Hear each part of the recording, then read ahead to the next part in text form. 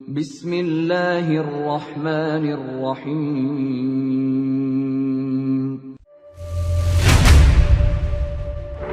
يا أيها الذين آمنوا ادخلوا في السلم كافة.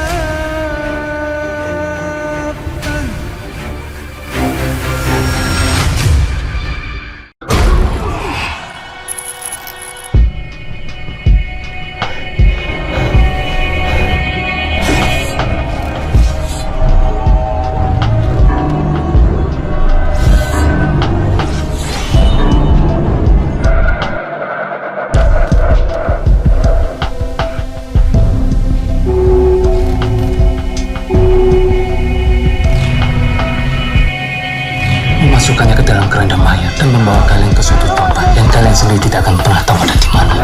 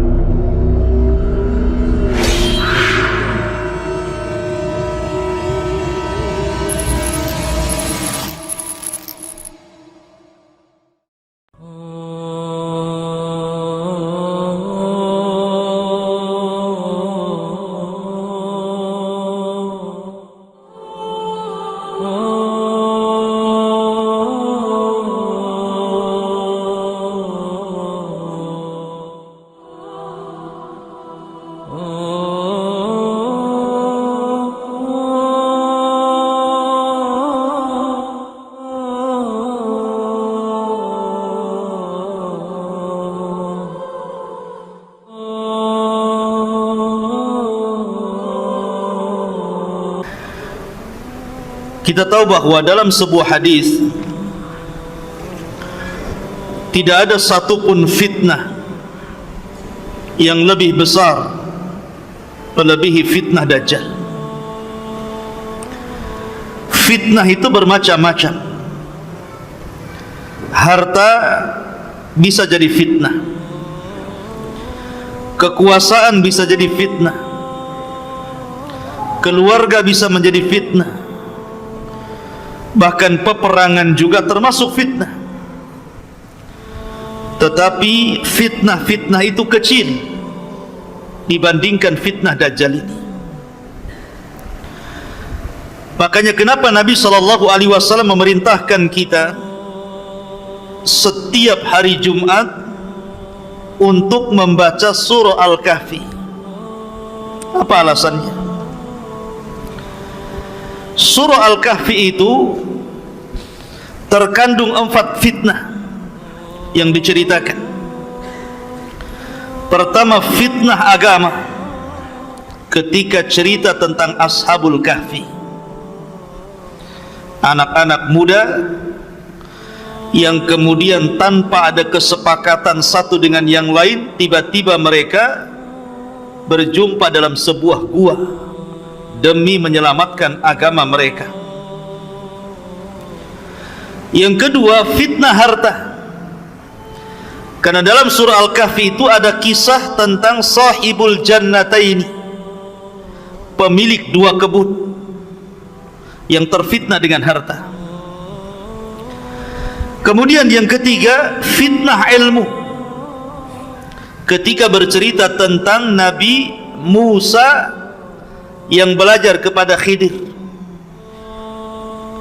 Musa terfitnah dengan ilmu. Ketika ditanya, wahai Musa, adakah orang yang lebih alim dari kamu? Musa mengatakan tidak ada, dan dia lupa mengucapkan insya Allah. Akhirnya dia disuruh untuk belajar kepada Khidir, padahal Khidir lebih rendah dibandingkan Musa. Kemudian yang keempat, fitnah kekuasaan. Ketika bicara tentang Dzulqarnain, dan itu kisahnya ada dalam surah Al-Kahfi. Berarti kisah-kisah dalam surah Al-Kahfi itu bicara tentang fitnah agama, fitnah harta, fitnah ilmu, dan fitnah kekuasaan. Empat-empatnya ada pada Dajjal. Ini 4 fitnah ini semua ada pada Dajjal. Pertama, fitnah agama. Dajjal akan memfitnah agama kita. Ketika dia datang kepada Al-A'rab, orang-orang Arab Badui, kemudian mengatakan kepada mereka, maukah kuhidupkan ibu bapa kalian, tapi syaratnya engkau harus mengakui aku adalah Rabb kalian. Maka tiba-tiba Dajjal pun kemudian menghidupkan ibu bapa mereka. Tiba-tiba ibu bapa mereka mengatakan kepada anak-anaknya, ya bunai, wahai anakku, ikutilah orang ini, maksudnya Dajjal. Fa innahu rabbukum, karena dia Rabb kalian. Akhirnya orang-orang Arab Badui pun menyembah Dajjal, terfitnah agamanya. Lihat. Yang kedua, fitnah harta. Karena kemunculan Dajjal itu sebelumnya terjadi kekeringan yang luar biasa. Tahun pertama tidak ada hujan sepertiga langit, dan Allah juga tidak menumbuhkan tumbuh-tumbuhan sepertiga bumi. Tahun kedua Allah subhanahu wa ta'ala menahan 2/3 langit, maka Allah tahan juga 2/3 bumi untuk tidak tumbuh-tumbuhan.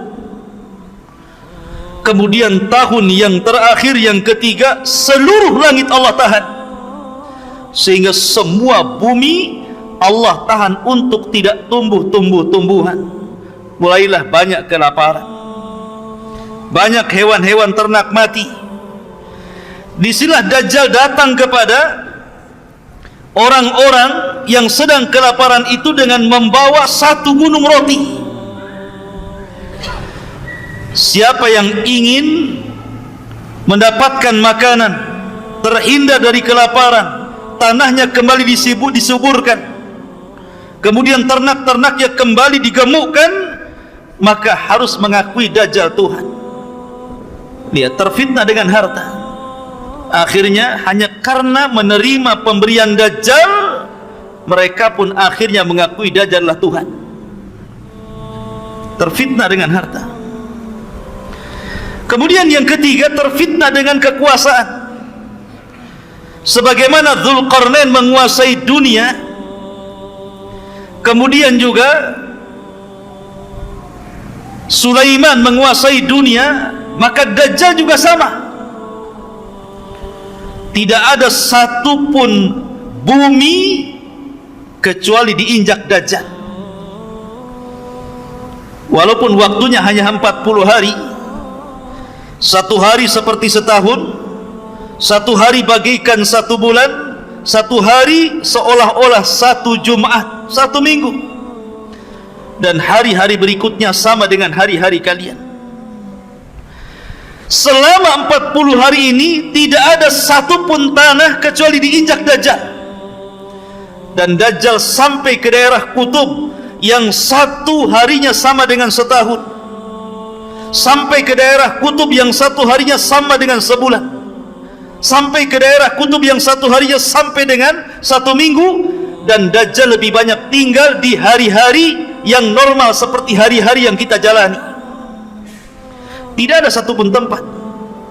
Dajjal berhasil menguasai bumi. Dia berkuasa terhadap bumi ini, kecuali Mekah dan Madinah dan Masjidil Aqsa serta Masjid Tur. Ini 4 tempat tidak mungkin dimasuki Dajjal. Mekah dan Masjidil Haram, Madinah dan Masjid Nabawi, Masjidil Aqsa dan Masjid Tur, markasnya kaum muslimin, tempat bersembunyinya Imam Mahdi dan kaum muslimin dari kepungan Dajjal. Masjid Tur. Ya. Tetapi selain 4 tempat ini semua diinjak Dajjal, termasuk ke Batam, termasuk ke Batam, termasuk ke Tiban, termasuk ke Tiban, termasuk ke Bengkong sana. Mana lagi? Ya. Semua akan diinjak Dajjal, dan ini fitnah kekuasaan. Kemudian yang keempat, fitnah ilmu. Karena kalau orang itu menghadapi Dajjal dan tidak punya ilmu, maka dipastikan dia akan menjadi pengikut Dajjal. Dipastikan orang-orang jahil akan mengikuti Dajjal. Makanya Nabi SAW bersabda gimana? Kata Nabi SAW, seandainya Dajjal keluar, kata Rasul, in yakhrujud Dajjal wa ana fikum fa ana hajijuhu dunakum. Kalau seandainya Dajjal keluar kepada kalian dan aku masih hidup, kata Rasulullah, aku yang akan membunuhnya. Wa iyakhruj fikum wa lastu fikum, tapi kalau Dajjal keluar kepada kalian sementara saya tidak ada lagi di hadapan kalian, saya sudah meninggal, fa kullu mri'in hajiju nafsihi, maka setiap jiwa harus menghadapi Dajjal masing-masing, dan tidak ada perlindungan kecuali perlindungan Allah. Karena tidak ada yang bisa mengalahkan Dajjal kecuali seorang Nabi. Ada perang lagi di sini. Perang. Jadi di sini Dajjal oleh Nabi SAW diancam, kalau Dajjal itu keluar sementara aku hidup, aku yang akan membunuhnya, aku yang akan menghadapinya. Dari sini kata para ulama, tidak ada yang bisa menghadapi Dajjal kecuali memiliki dua perkara: satu iman, yang kedua ilmu. Iman dan ilmu harus ada. Makanya Nabi SAW mengatakan, kalau Dajjal hidup, aku yang akan menghadapinya kalau sama-sama hidup di zamanku. Karena tidak ada yang kuat imannya, tidak ada yang kuat ilmunya melebihi Rasul SAW. Makanya terkadang heran, terkadang kalau kita bicara Dajjal, banyak juga yang komentar macam-macam. Imam Mahdi pasti keluar, tahun sekian pasti Dajjal keluar. Pertanyaannya, sudah disiapkan gak imannya? Sudah disiapkan gak ilmunya? Jangan-jangan Dajjal keluar, anda pula orang yang pertama kali berada di belakang Dajjal. Dajjal itu bukan seperti Fir'aun. Dajjal itu bukan seperti Namrud. Fir'aun ngaku Tuhan, ngaku Tuhan. Namrud ngaku Tuhan. Bukhtun Nasr ngaku Tuhan. Dzunwas ngaku Tuhan. Tapi empat raja ini walaupun ngaku Tuhan, tidak punya kesaktian. Mereka berani memaksa orang untuk menuhankan hanya karena kekuasaan dan kekuatan pasukan. Kalau tidak mengakui saya Tuhan, kubunuh, itu saja. Tapi tidak punya keanehan. Tidak seperti Dajjal, Allah berikan keanehan. Walaupun sama-sama tidak memiliki rububiyah Allah Azza wa Jal, tapi Allah mengizinkan kepada Dajjal seolah-olah memiliki keanehan-keanehan dari rububiyah Allah Subhanahu wa ta'ala. Dan Allah menghendaki seperti itu karena sebuah hikmah yang Allah kehendaki. Dari situlah para nabi takut dengan fitnah Dajjal ini. Bahkan tidak ada satupun nabi yang menginginkan Dajjal itu keluar pada kaum mereka masing-masing. Tidak ada yang mau para nabi itu. Jangan sampai Dajjal hidup di zaman Nabi Nuh, kata Nuh. Jangan sampai Dajjal keluar di zaman Nabi Musa, kata Musa. Semua para nabi takut kalau Dajjal itu muncul di zaman mereka. Dari situlah maka Nabi SAW bersabda dalam sebuah hadis, kata Nabi SAW, ma min nabiyyin illa hadzara qaumahu min fitnatil masihid dajjal. Tidak ada satupun nabi sejak zaman Nuh alaihi salatu wassalam sampai Nabi SAW kecuali semua memperingatkan umatnya akan bahaya Dajjal. Para nabi takut. Kalau boleh Dajjal itu jangan muncul pada kaum mereka, karena itu akan membahayakan akidah umat-umat mereka. Karena digambarkan oleh Nabi SAW setelah meninggalnya Rasulullah, kemudian umat ini semakin jauh. Kata Nabi SAW dalam hadis Anas bin Malik radhiyallahu an, walladzi nafsi biyadihi, demi zat yang jiwaku berada di tangannya, la ya'ti zamanun illa walladzi ba'dahu syarru minhu, tidak ada sebuah zaman yang datang kecuali setelahnya pasti lebih buruk daripada sebelumnya. Dan ketika umat semakin buruk, ketika umat jauh daripada Al-Quran, umat jauh daripada sunnah Rasulullah, kemudian umat sudah tidak menyebut-nyebut Dajjal lagi. Kata Nabi SAW, la yakhrujud Dajjal hatta yadhhaban nas an dzikrihi wa hatta tatrukal a'immatu dzikrahu alal manabir. Tidak mungkin Dajjal muncul, Dajjal keluar, kecuali ketika manusia sudah mulai melupakan siapa Dajjal, ketika para ulama sudah mulai tidak membicarakan Dajjal di mimbar-mimbar mereka. Kata Nabi SAW, la yakhrujud Dajjal, tidak mungkin Dajjal keluar sampai betul-betul dilupakan manusia.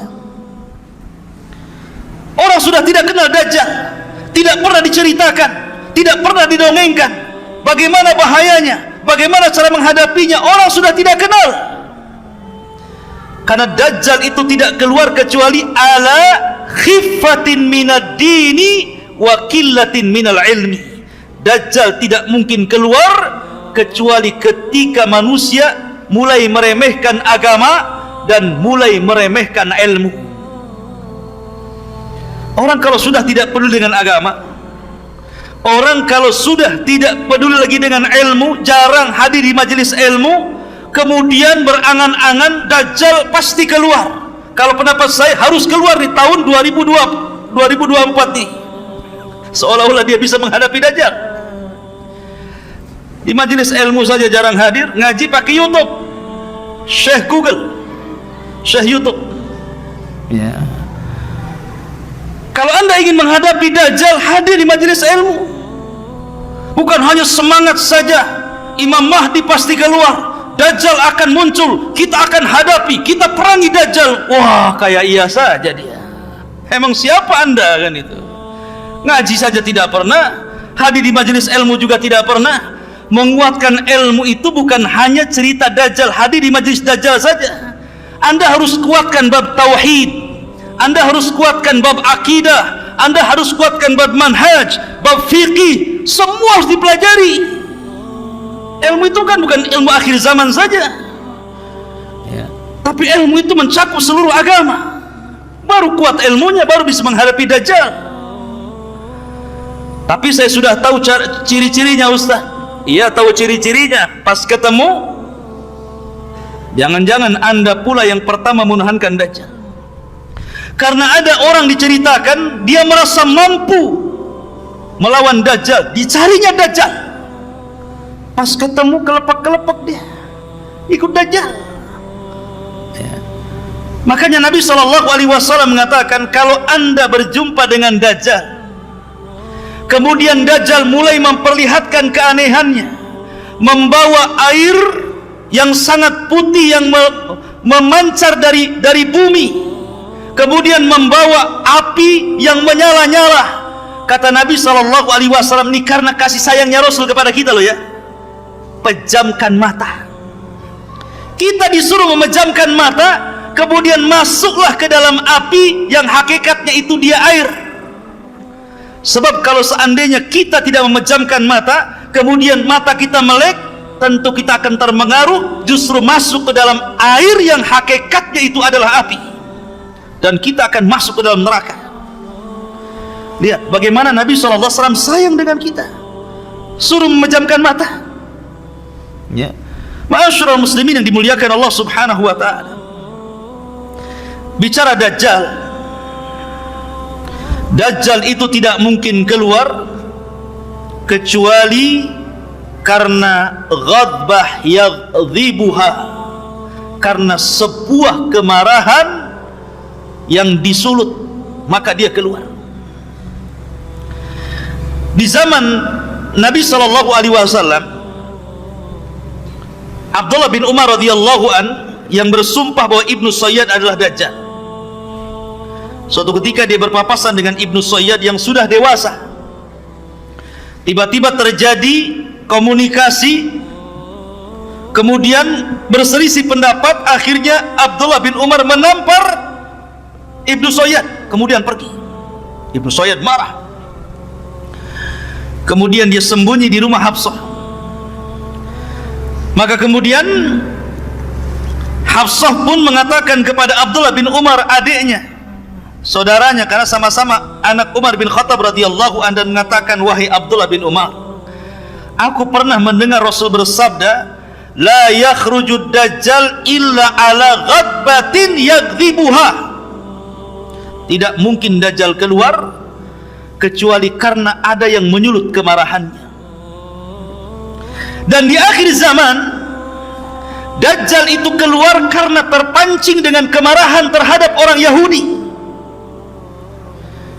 Karena sebelum terjadi atau sebelum Dajjal ini keluar, ikhwatu fiddin, maka sebelumnya terjadi perang yang sangat dahsyat yang disebut dengan Malhamatul Kubra, perang yang luar biasa antara pasukan kaum muslimin melawan orang-orang Nasrani yang disebut dengan Malhamatul Kubra. Kenapa Malhamah? Kenapa Kubra? Malhamah itu diambil dari kata lahmun, artinya daging, daging yang berhamburan. Karena sebagian ulama mengatakan bahwa perang itu akan terjadi kembali ke zaman Rasul, kembali ke pedang, kembali ke panah, kembali ke tombak, kembali ke kuda, ke unta, ke baju besi dan yang lainnya. Sehingga setiap sabetan-sabetan pedang itu akan melemparkan daging-daging yang kena sabetan ke langit. Maka ini disebut Malhamah Kubro, yang sangat besar, artinya perang yang maha dahsyat. Ya. Ma'asyiral muslimin yang dimuliakan, padahal sebelumnya antara kaum muslimin dengan orang Nasrani ini berdamai untuk memerangi musuh-musuh di belakang mereka. Tapi kemudian setelah musuh itu dikalahkan, tiba-tiba orang Nasrani mereka berkhianat, kemudian mengatakan ghalabas salib, ghalabas salib, salib telah menang, salib telah menang. Maka marah orang Islam dan mengatakan balillah ghalab, Allah yang menang, bukan salib yang menang. Maka dibunuhlah orang Nasrani itu. Terjadi kekacauan, tidak terima, akhirnya berhadap-hadapan, terjadilah siap peperangan yang sangat dahsyat. Itulah Armageddon, atau dalam bahasa kita Malhamatul Kubra. Lah orang-orang Yahudi itu bersembunyi di Palestina sana. Mereka tidak bersuara dan tidak mengibarkan bendera.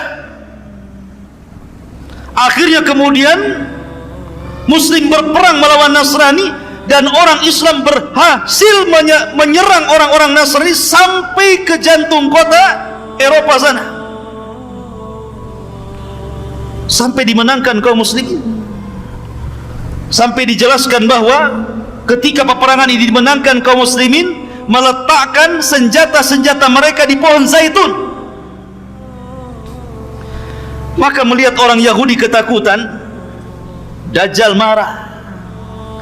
Dan tidaklah Dajjal keluar kecuali bi ghadbatin yaghdhibuha, karena kemarahan yang disulut orang-orang Yahudi. Marah Dajjal kepada orang Yahudi, kenapa kamu diam saja, gitu bahasanya. Maka bangkitlah Dajjal. Dari mana Dajjal? Dalam hadis yang sahih, keluar dari Khurasan. Di mana Khurasan? Di Asfahan. Di mana Asfahan? Di Iran.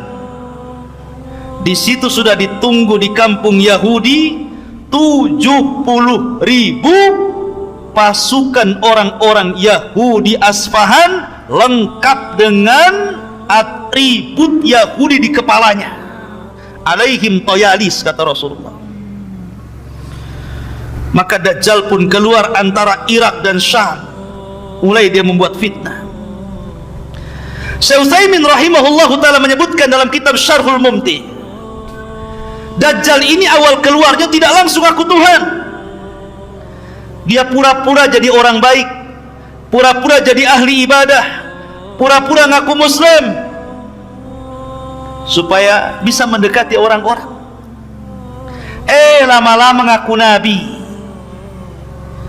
Maka orang-orang pun kemudian menjauhi Dajjal ini, karena orang-orang Islam mereka sangat yakin tidak ada nabi, la nabiyya ba'di, tidak ada nabi sepeninggal Rasul sallallahu alaihi wasallam.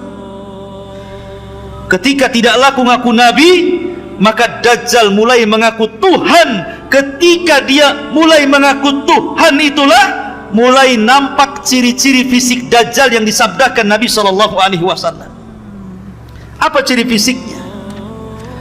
Mulailah Dajjal nampak ciri fisiknya, rajulun, seorang laki-laki, syab, anak muda, ahmar, kulitnya kemerah-merahan, qasir, orangnya pendek, gemuk, kemudian afhaj, kakinya bengkok, ja'dur ra'si, rambutnya keriting, ajlal jabhah, kemudian dahinya lebar, aridatun nahri, bidang dadanya, mamsuhul ainil yumna, sebagian matanya buta sebelah, dan yang melihat seperti buah anggur yang menonjol ke depan, sangat aib, nampak tidak baik, tidak memiliki muka yang buruk Dajjal itu. Kemudian di antara kedua matanya tertulis kafara, yaqra'uha katib au ghaira katib, qari au ghaira qari, bisa dibaca oleh orang yang bisa nulis ataupun tidak bisa menulis, oleh orang yang bisa baca ataupun yang tidak bisa baca, akan tertera kafir di sini. Bukan non muslim ya, kafir. Kemudian setelah itu Dajjal tidak mungkin punya keturunan, akim la yulad. Dan Dajjal memiliki kendaraan khimar yang sangat besar. Yang khimar ini bisa berkeliling dunia seperti hujan yang dihempas angin, sehingga mudah untuk kesana dan kemari. Dan diikuti 70.000 area Yahudi Asfahan. Lihat ikhwan, kira-kira tampang yang seperti ini ganteng apa jelek itu? Tampang yang seperti ini gagah atau tidak gagah? Tidak gagah. Jalannya saja bengkok kakinya. Tapi bukan berarti kalau ada orang yang bengkok kakinya, awas Dajjal. Ya. Kemudian matanya cuma satu. Kemudian kriwel. Kemudian tertulis kafir dan nggak bisa dihapus. Ya. Ma'asyiral muslimin yang dimuliakan, lihat, bentuk Dajjal itu jelek. Bentuk Dajjal itu jelek. Tetapi masalahnya bukan itu. Karena Allah subhanahu wa ta'ala sudah memberikan keanehan-keanehan kepada Dajjal. Dia mampu melakukan apa-apa yang tidak bisa dilakukan manusia. Manusia biasa, tukang sihir sekalipun tidak bisa. Karena dia pakarnya di atas tukang-tukang sihir. Ya. Dia rajanya tukang sihir. Bagaimana tidak bisa ikhwatu fiddin, dunia ngikut Dajjal, bukan Dajjal ngikut dunia. Kata Dajjal, hei bumi, keluarkan pembendaharaanmu. Langsung keluar emas, keluar perak, keluar jamrud, keluar perhiasan macam-macam. Ya. Kalau Dajjal mengatakan kepada langit, hujan kamu, maka langit hujan. Kalau dia mengatakan kepadamu, tumbuh kamu, tumbuh. Mau buah apa? Mangga, duren, pisang, apa? Sebutkan. Gimana orang-orang tidak terpikat dengan Dajjal? Walaupun jelek kayak gitu, ya orang-orang tertariklah dengan Dajjal. Maaf ya, apalagi ibu-ibu itu suka kali sama Dajjal itu. Ya. Kenapa coba yang banyak nanti di akhir zaman para pengikut Dajjal itu ibu-ibu? Karena kesenangan ibu-ibu itu berbeda dengan kesenangan bapak-bapak. Bapak-bapak itu senangnya cuma satu, perempuan. Makanya kalau dia gabung di grup cerita poligami saja. Tapi kalau ibu-ibu grupnya itu isinya gambar tas, gambar baju, gambar gelang, ya kan Bu ya? Jarang bilang cerita bapak poligami, jarang. Marah yang ada. Ya. Artinya kesenangan ibu-ibu itu kepada harta lebih, makanya terfitnah dengan harta. Apapun yang dimau ibu-ibu sama Dajjal, mau apa? Mau tas? Merek apa? Semua dikasih. Sehingga karena kejahilannya, karena ta'assubnya, karena mengikuti hawa nafsu dan perasaannya, sehingga para wanita akan lebih banyak menjadi pengikut Dajjal dibandingkan laki-laki. Sampai karena takutnya bapak-bapak kepada ibu, pulang dia, dicarinya anak perempuannya, dicarinya ibunya, dicarinya saudarinya, dicarinya bibinya, dirantai, jangan sampai berjumpa dengan Dajjal, sampai dirantai. Tapi jangan dirantai dari sekarang ya. Ya, nanti kalau keluar Dajjal. Ma'asyiral muslimin yang dimuliakan Allah Azza wa Jalla. Tapi di sini ikhwatu fiddin, dengan melihat fisik Dajjal yang jelek itu, Dajjal ini mengaku Tuhan dan diberikan keanehan yang luar biasa. Anehnya, dia tidak bisa menghapus kafir di dahinya. Dia bisa mengatakan kepada langit, hujan kamu, hujan.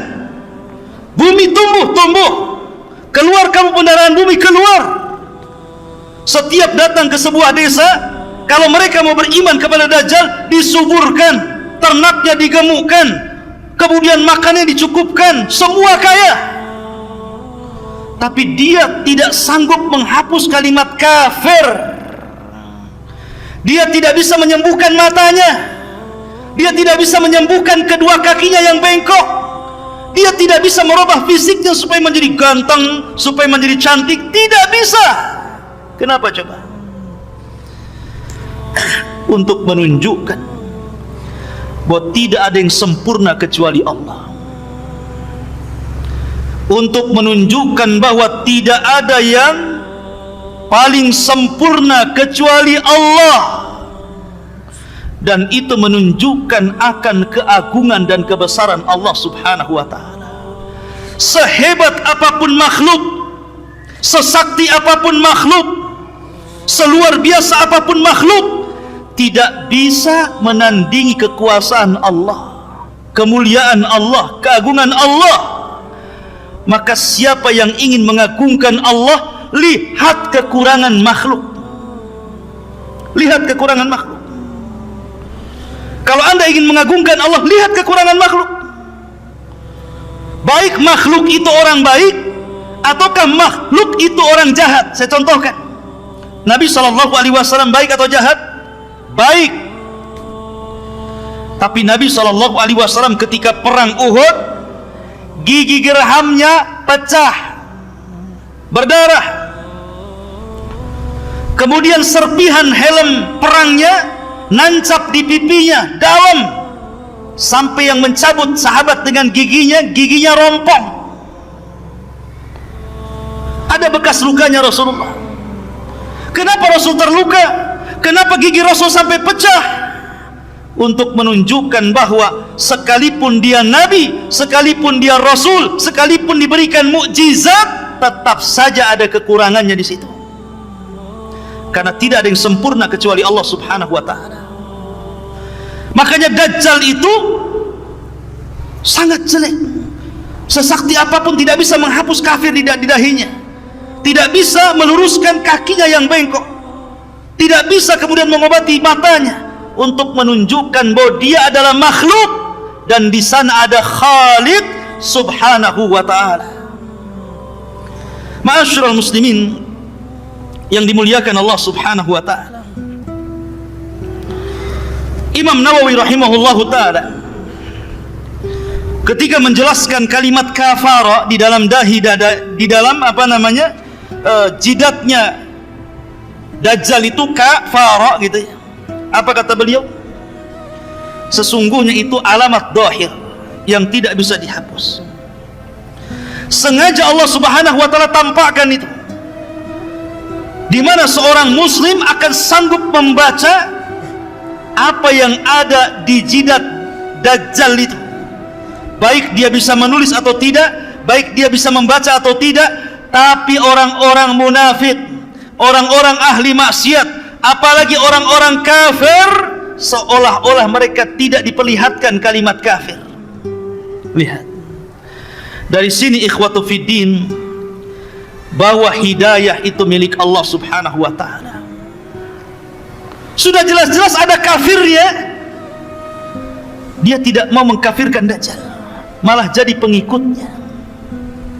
Itu tanda-tanda yang sudah jelas loh. Jelas-jelas saya ini kafir, kenapa kamu ikut orang kafir gitu. Tapi sekali lagi, hidayah milik Allah. Kalau Allah hendak memberikan hidayah, maka tidak ada yang bisa menyesatkannya. Tapi kalau Allah hendak menyesatkan, tidak ada yang sanggup memberikan hidayah. Perhatikan firman Allah Subhanahu wa taala, ya ikhwan. Allah Subhanahu wa taala berfirman ketika bicara tentang kinayah seorang nabi di dalam Al-Qur'anul Karim.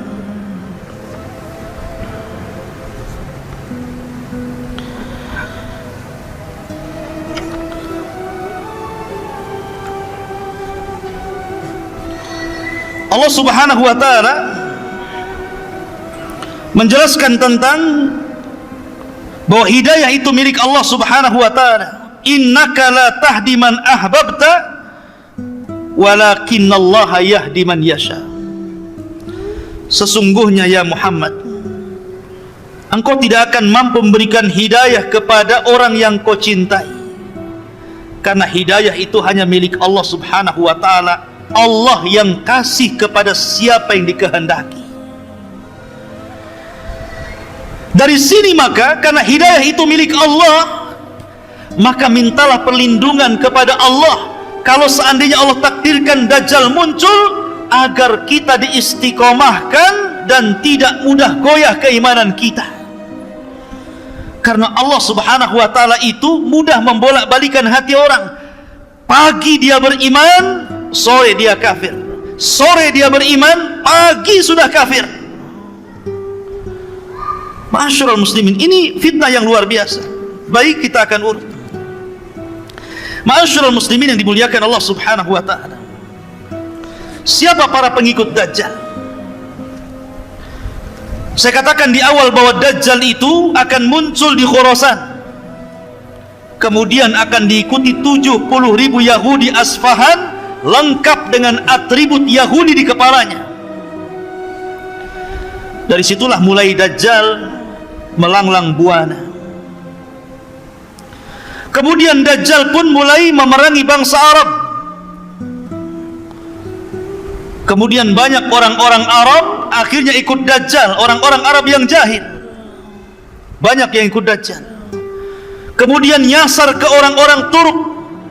Orang-orang Turk itu orang-orang yang matanya sama dengan mata kita, kayak orang-orang Asia model-model antum ini, ya. Jadi matanya sipit, wajahnya bulat gitu ya, kulitnya putih. Itu kan orang-orang Asia, orang-orang Turk. Kemudian juga orang-orang asing, bukan orang Arab kayak kita ini, orang asing bukan orang Arab. Orang asing akan banyak menjadi pengikut Dajjal. Orang-orang Turk banyak akan mengikut Dajjal, termasuk juga para wanita. Saya katakan dari tadi, para wanita akan banyak dan sangat banyak mengikuti Dajjal. Termasuk juga adalah orang-orang yang memang dari hatinya sudah penuh dengan kemunafikan dan kekafiran. maka mereka akan jadi para pengikut Dajjal. Dajjal ini ikhwatu fiddin kemudian selama perjalanannya 40 hari ini akan membuat fitnah di sana dan di sini. Sebagaimana tadi yang sudah saya ceritakan, dia lewat ke sebuah perkampungan kemudian mengajak beriman. Kalau kampung itu beriman, maka Dajjal menjanjikan tanahnya subur, ternaknya gemuk, kekayaannya ditambah, dan mereka tidak akan kelaparan dan mereka akan dikayakan. Tapi kalau tidak mau beriman, ditinggalkan Dajjal, tiba-tiba kering kelontang tanahnya, hilang makanannya, mati tumbuh-tumbuhannya, mati binatang-binatangnya, kelaparan. Begitulah Dajjal, ya. Seolah-olah di tangannya sorga dan neraka, seolah-olah di tangannya air dan api, padahal itu adalah sihir yang ditampakkan syaitan. Ma'asyiral muslimin, sampai akhirnya Dajjal berusaha untuk masuk ke dalam Mekah, tetapi Dajjal tidak bisa masuk karena di Mekah itu dipagari oleh para malaikat dengan pedang yang terhunus. Maka Dajjal harus melawan malaikat dan pasti akan kalah. Makanya Dajjal kemudian tidak bisa masuk ke Makkah dan Masjidil Haram, akhirnya bergerak ke Madinah. Rupanya di Madinah sama. Madinah itu tanah haram, dikelilingi Dajjal, sehingga Dajjal hanya naik ke atas bukit dan hanya melihat dari bukit itu kepada Masjid Nabawi. Kemudian Dajjal mengatakan, hadza qasru abyad, hadza qasru Ahmad, katanya. Inilah istana putih, inilah istana Ahmad. Maksudnya Masjid Nabawi, istananya Nabi SAW. Subhanallah, apa yang dikatakan Dajjal bahwa inilah qasru abyad, ini istana putih. Lihat Masjid Nabawi ini kalau di malam hari, cahaya yang memancar itu warna putih itu. Persis seperti sabda Rasul, kinayah dari perkataan Dajjal, ya. Karena Dajjal tidak bisa masuk Madinah, geram dia. Kemudian dia hentakkan kakinya 3 kali. Maka dengan hentakan kaki Dajjal itu, tiba-tiba gempa bumi Madinah itu salasa rajafat, 3 kali gempa, bergegar bumi. Maka orang-orang munafik ketakutan, takut mati di dalam kota, takut terkubur dengan tanah. Akhirnya orang-orang fasik, orang-orang munafik keluar dari Madinah, dan mereka menjadi para pengikut Dajjal, kecuali orang-orang yang betul-betul kuat manhajnya dan akidahnya, kuat iman dan ilmunya, mereka tetap di dalam. Maka ini disebut sebagai gempa khallas, rajafatul khallas, artinya gempa yang memisahkan orang mukmin dan munafik. Pisahkan orang-orang munafik itu, dikeluarkan. Lah di tengah-tengah Dajjal sedang berbaris dengan pasukannya, tiba-tiba dari arah kota Madinah keluar anak muda. Anak muda ini tidak dikenal siapa dia. Kenapa muncul prediksi bahwa dia sudah lahir? Kemudian anak ini warnanya putih, kulitnya putih, dan dia mengatakan bahwa saya orang yang kelak akan dibunuh Dajjal. Khurafat.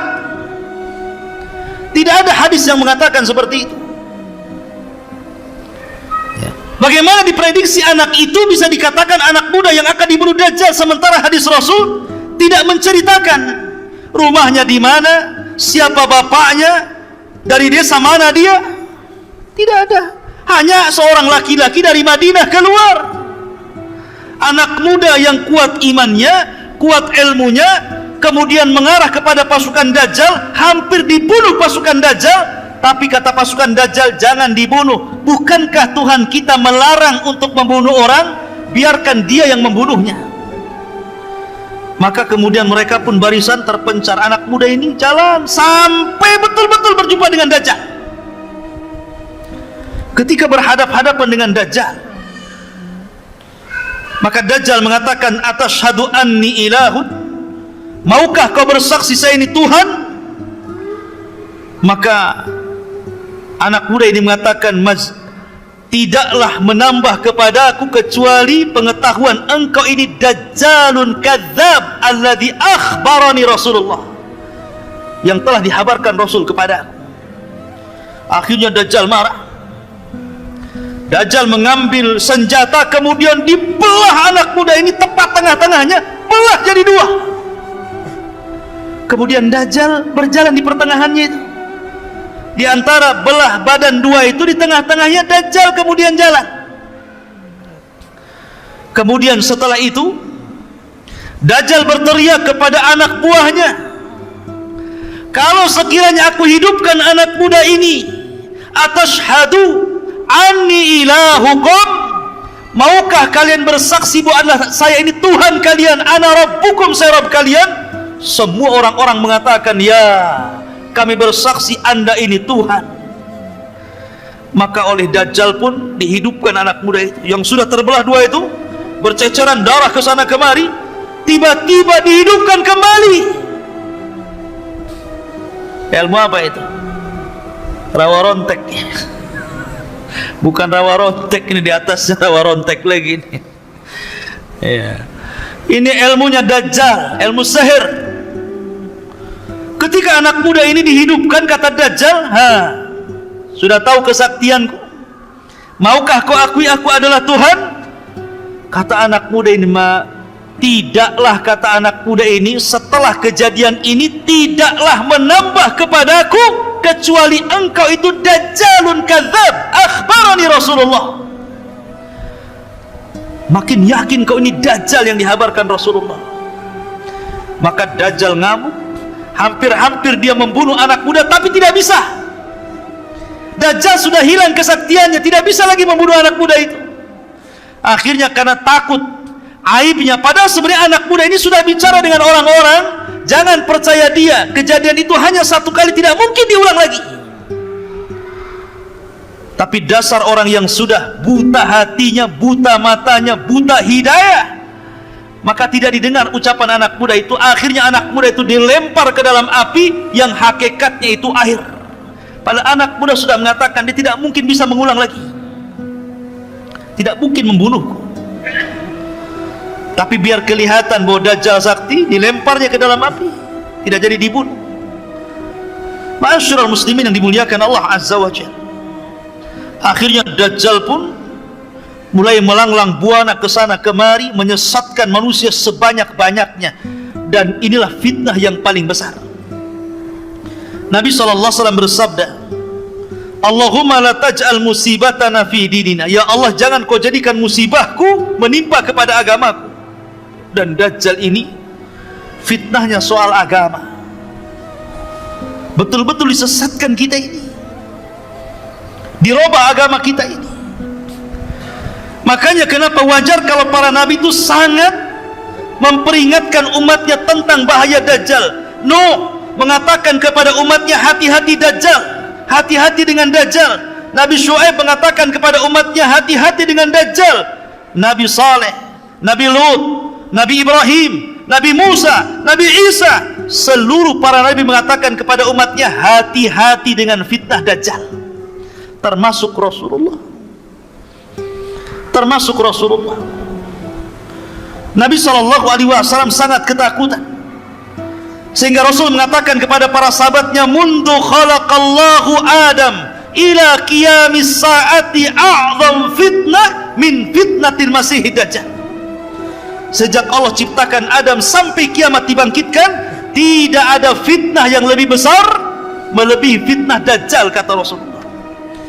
Akhirnya sahabat ketakutanlah, karena Rasul mengatakan seperti itu. Apalagi Rasul itu kalau cerita Dajjal terus saja bercerita, kadang di mimbar Jumat, kadang di khutbah-khutbahnya, kadang ketika menasihati dalam peperangan, kadang ketika ngobrol, selalu bercerita Dajjal. Gimana sahabat gak takut? Sehingga sahabat mengatakan, karena engkau selalu bercerita Dajjal ya Rasulullah, hatta dhananna annahu fi ta'ifatin nakhli, sampai kami para sahabat menyangka seolah-olah Dajjal itu sedang bersembunyi di kebun kurma Madinah. Saking takutnya para sahabat, jangan-jangan Dajjal itu sudah ada di kebun kurma Madinah. Karena Rasul selalu bercerita tentang Dajjal. Dan begitulah caranya para nabi untuk menghindarkan kemunculan Dajjal, dengan cara berbicara banyak tentang Dajjal. Karena Dajjal tidak mungkin keluar kecuali kalau orang sudah berhenti menyebut-nyebut tentang Dajjal. Maka ceritakan Dajjal kepada anak-anak Anda, ceritakan kepada anak-anak kita tentang bahaya Dajjal. Nah, Dajjal ini begini-begini. Sudahlah cerita-cerita dua anak botak itu nggak usah diceritakan. Tidak perlu cerita tentang kura-kura ini itu, tidak perlu. Dari sekarang ceritakan tentang Dajjal, ceritakan tentang Ya'juj dan Ma'juj, ceritakan tentang turunnya Isa, ceritakan tentang Rasulullah, para sahabat. Gantilah sekarang cerita-cerita di rumah itu. Karena Dajjal tidak mungkin keluar, bahkan akan gagal keluar di tahun 2022 kalau Anda terus cerita Dajjal. Ya, memang kan begitu hadisnya. Ya. Supaya nggak keluar tahun 2022 apa? Perbanyak cerita Dajjal. Ceritakan Dajjal di mana-mana. Nggak keluar itu. Karena Rasul yang mengatakan, la yakhrujud Dajjal hatta yadhhaban nas an dzikrihi wa tatrukal a'immatu dzikrahu alal manabir. Tidak mungkin Dajjal keluar sampai manusia berhenti menyebutnya. Para dai, para duat berhenti menyebut di mimbar-mimbarnya. Ketika manusia sudah lalai, Dajjal keluar. Tapi kalau antum terus menyebutkan soal Dajjal, maka Dajjal tidak mungkin keluar dalam waktu dekat. Karena masih banyak orang yang bercerita Dajjal. Ma'asyiral muslimin yang dimuliakan Allah Subhanahu wa ta'ala, Dajjal ini sudah ada, dan sudah ada di sebuah tempat. Tempatnya di mana Allahu a'lam. Sekali lagi, kalau sudah dikatakan tempat, Allahu a'lam, jangan diprediksi. Karena Nabi SAW ketika ditanya soal tempat, apakah di laut Syam? Oh tidak, di laut Yaman. Apakah di laut Syam? Oh tidak, di laut Yaman. Kata Rasul, oh tidak, bal min kibalil masyriq ma huwa min kibalil masyriq ma huwa min kibalil masyriq. Kata Rasulullah, oh bukan laut Syam, bukan laut Yaman, tapi sebelah timur, sebelah timur, sebelah timur, tanpa menyebut di mana pulaunya. Pokoknya sebelah timur. Karena hadis yang ada, hadis yang sahih, sekali lagi, Dajjal akan keluar pertama kali di mana? Di negeri yang banyak orang Syiahnya, Iran, Khurasan, dan akan terbunuh di negeri yang banyak Yahudinya, Babil Lud, dekat Baitul Maqdis, bertepatan dengan Israel. Ya. Ma'asyiral muslimin yang dimuliakan Allah Azza wa Jalla. Ada hadis yang sangat bagus kalau cerita tentang Dajjal. Hadis Tamim ibn Aus Ad-Dari. Tamim ibn Aus Ad-Dari ini, ikhwatu fiddin, adalah seorang sahabat. Dulunya Nasrani, kemudian masuk Islam. Tamim Ad-Dari ini ahli ibadah, termasuk ahli ibadah Palestina. Bahkan terkadang satu malam dia sholat hanya membaca satu ayat diulang-ulang sampai subuh, dan dia menangis. Dialah yang menerangi masjid Rasulullah. Dia pula yang membuatkan mimbar Rasul sallallahu alaihi wasallam. Tamim ibn Aus Ad-Dari, orang yang sangat dihormati Umar ibn Khattab karena punya karamah yang zahirah, yang nampak. Jadi ada kisah demikian. Kenapa Umar sangat menghargai Tamim ibn Aus Ad-Dari ini? Jadi ketika Abu Bakar memerangi Musailamah Al-Kadzab, si Nabi KW, Nabi palsu,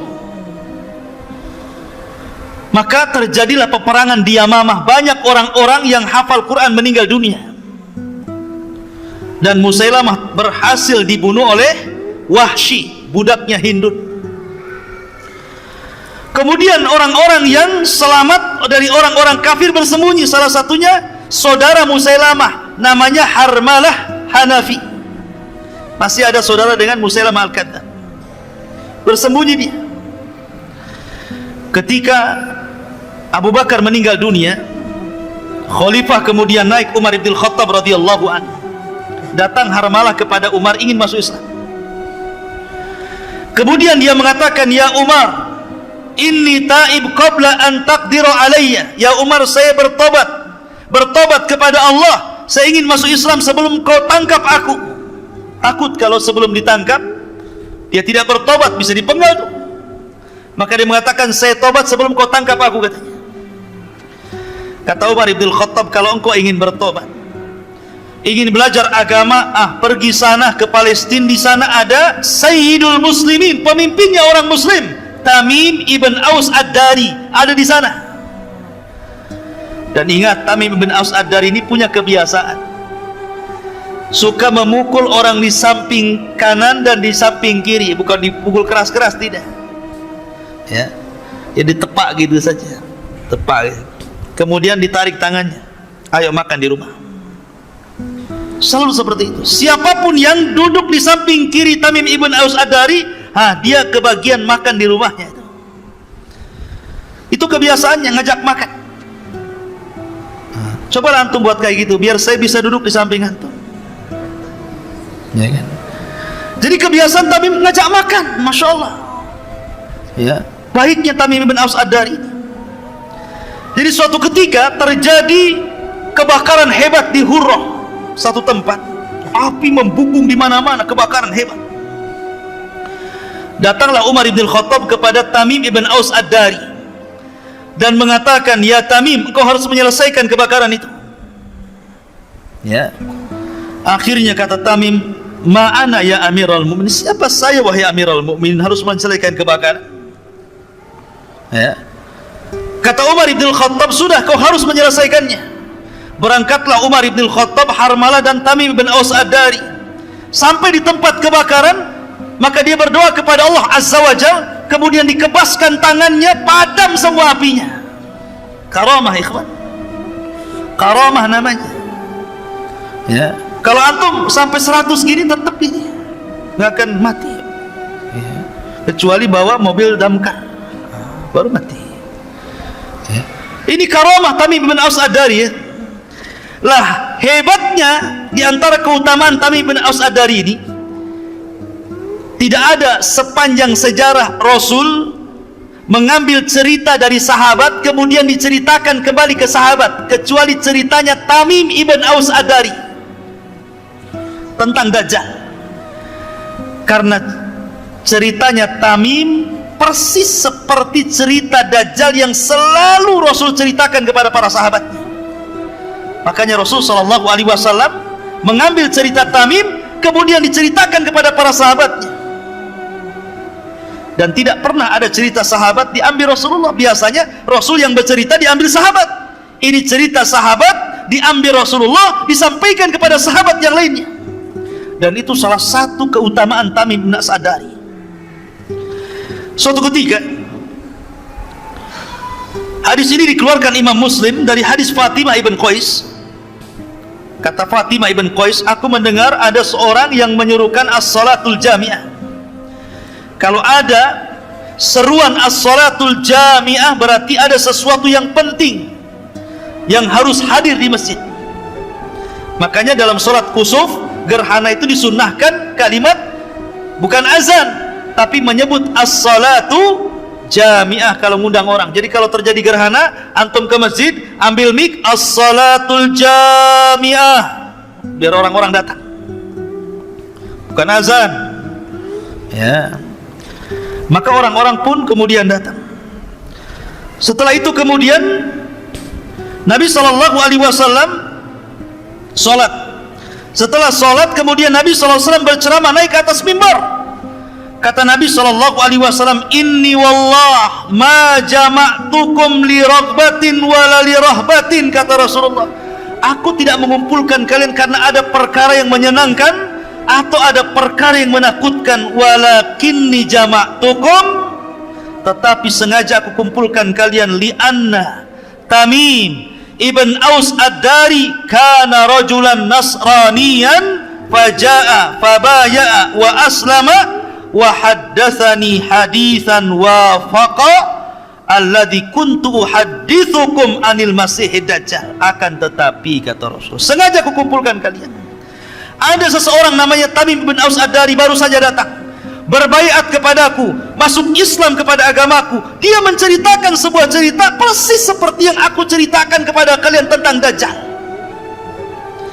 Mulailah Nabi SAW bercerita tentang ceritanya Tamim ibn Aus Ad-Dari. Jadi Tamim dan 30 awak ini hendak melakukan perjalanan perniagaan, mau dagang. Ya. Rupanya di tengah lautan datang ombak sangat besar, menggulung kapalnya, dipermainkan ombak sehingga kapalnya akhirnya terhempas sedikit demi sedikit, entah berantah ada di pulau mana. Tiba-tiba berhari-hari, ada yang mengatakan syahron, 1 bulan, diombang-ambing tak kemana. Akhirnya tiba-tiba Tamim bin Aus Ad-Dari terdampar di sebuah pulau setelah 1 bulan dipermainkan ombak. Bayangkan 1 bulan dipermainkan ombak, ya. Bahkan mereka sudah membuang semua isi perahu biar enteng, biar tidak berat, sehingga mereka mengalami kebangkrutan. Ma'asyiral muslimin, setelah itu sampailah di sebuah jazirah, sebuah pulau apa yang jelas bukan Pulau Sakotra. Wallahu a'lam. Entah berantah, pokoknya pulau, selesai. Hadisnya bilang pulau-pulau. Ya. Kemudian setelah itu mereka dikejutkan dengan binatang yang tidak jelas mana kubul mana dubur, berbulu dari atas sampai ke bawah. Kemudian tiba-tiba mereka ketakutan dan mengatakan, wailaki man anti, celaka siapa kamu, aneh kali bentukmu, penuh dengan bulu, mana dubur mana kubul nggak jelas, mana laki-laki mana perempuannya nggak jelas gitu.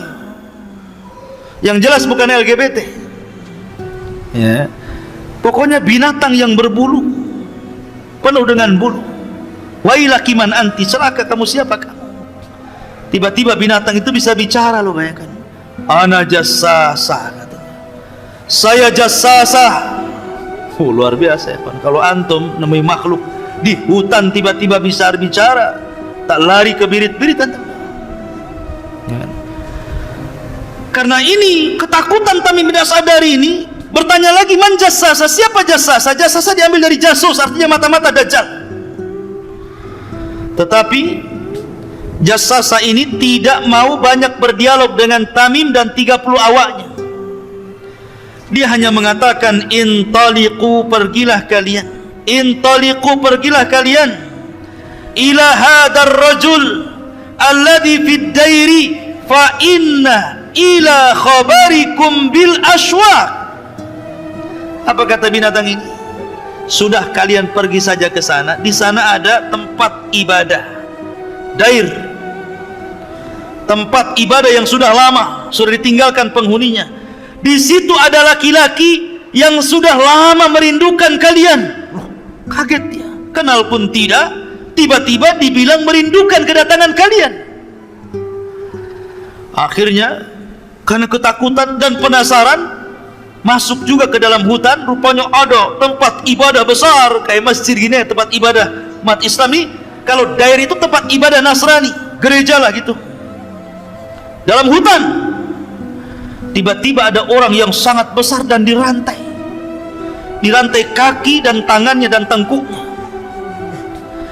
Kemudian setelah berjumpa, mulailah kemudian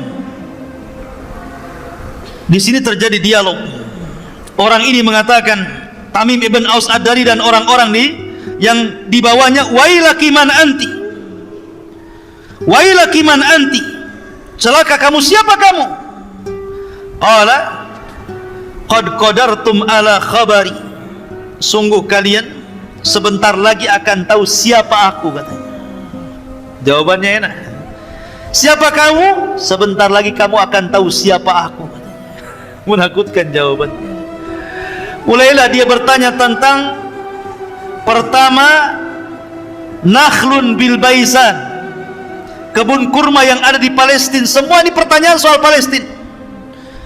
Kebun kurma di Baisan, kemudian danau Tiberias, kemudian mata air Zughar. Ini ditanyakan nih, apakah kebun kurmanya masih berbuah? Apakah danaunya masih berair? Apakah mata airnya masih penuh dengan air dan dipakai pertanian? Maka kata Tamim ibn Aus Ad-Dariyah, kurmanya masih banyak dan itu kurma terbaik di Arab. Airnya masih penuh, mata airnya masih lancar. Kata Dajjal, sebentar lagi kurmanya akan habis, tidak akan ada panen lagi. Sebentar lagi danaunya akan kering dan tidak ada air lagi. Sebentar lagi mata air itu tidak mungkin memancarkan lagi dan orang akan terjadi kekeringan. Kemudian kata Dajjal, setelah beliau menanyakan 3 perkara, kemudian mulai bertanya tentang kemunculan Rasul sallallahu alaihi wasallam. Kata orang ini, dia mengatakan, akhbiruni an nabiyyin ummiyin, ceritakan tentang seorang nabi yang diutus kepada orang yang ummi itu. Hal dhahar, apakah sudah tampak? Maka kata Tamim ibn Aus Ad-Dariyah, dia sudah tampak. Dia seorang nabi yang asalnya Mekah, kemudian hijrah ke Yathrib. Kata Dajjal, gimana perbuatan kaumnya, apakah memerangi atau tidak? Ya, memeranginya. Terus bagaimana menurut kalian tentang orang-orang yang ada di Yathrib? Apakah ikut memeranginya? Tidak, mereka adalah orang-orang yang baik, yang mengikuti dan taat kepada Nabi tersebut. Kata Dajjal, sungguh mereka benar. Sungguh mereka benar.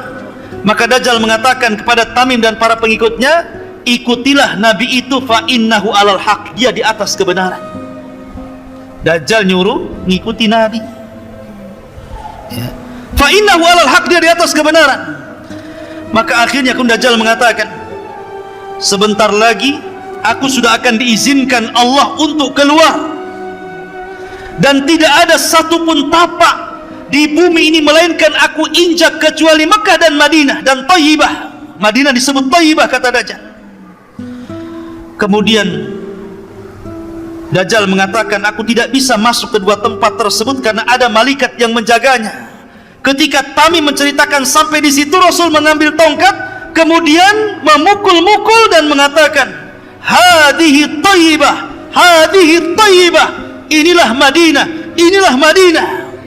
Dengan bangganya, Dajjal tidak akan masuk di situ. Kemudian Nabi SAW mengatakan, sungguh aku sangat takjub dengan cerita Tamim. Sesungguhnya ceritanya sama dengan apa yang aku ceritakan kepada kalian, dan sesungguhnya Dajjal itu innahu min bahri Syam, innahu min bahril Yaman. Oh, Dajjal itu ada di laut Syam. Oh bukan, ada di laut Yaman.